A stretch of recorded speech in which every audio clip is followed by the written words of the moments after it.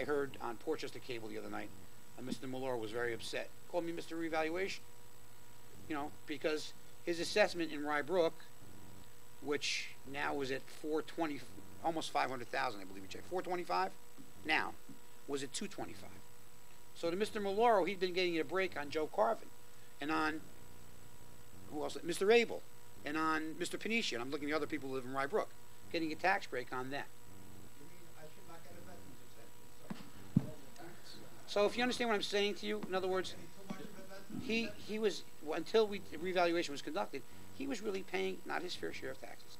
That's all I'm saying. I think the process ferreted that out, and to be fair to you and Michelle and Mike who live in Rye Brook, and anyone else who does, and even in Portchester, when the numbers are fair, they're fair. Yeah. A few weeks back, my brother Ben got up here and made the comment, Mr. Reval, Bobby Morbido. And I can't recall just what he was talking about, but this past Wednesday I got called, it was during a meeting there, I got called by a friend, did you listen to the town board meeting? No. I had it on and turned it off. What had happened was that Mr. Morbido spoke my brother's name. He was talking about reval. He even quoted, I was called Mr. Revaluation, which Ben said reval. And he proceeded to give my brother's past and present assessment. And then he went on to say that my brother was not paying his fair share, that other people in Rye Brook were paying his share of the taxes. Well, I was furious. I don't know if that was unethical or if it was illegal.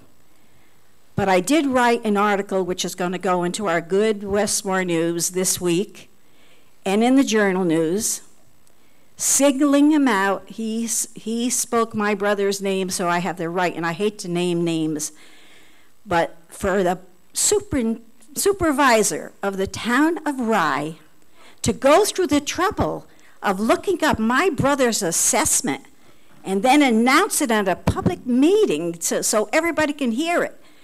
To me, I think that's wrong. And what he said was wrong because my brother does pay his fair share. He paid what he was assessed, which is his fair share. And he didn't go to the grievance board to complain. He only went to complain about the portion of his property that is in Portchester. And they had made it to be more than what it actually was. So I want the people out there to know that these were untruths.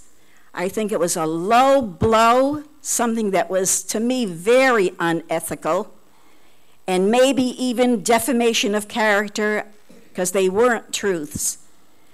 But, and you know, I did watch the meeting the next day, and I have to say our meetings are almost calm and beautiful compared to what goes on at that meeting. If you think you get negativism here, watch that meeting, boy. I tell you, there's a lot of negative stuff going on there.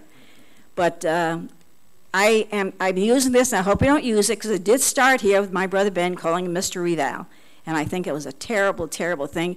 And I asked in the newspaper that I'm expecting an apology to my brother on television. The way he did it, defame him. And my brother didn't even know this. I did this on my own. But anyway, I do hope he's a man enough to realize that what he did was absolutely wrong. And I'm tired of the public being either ignored or abused, you know?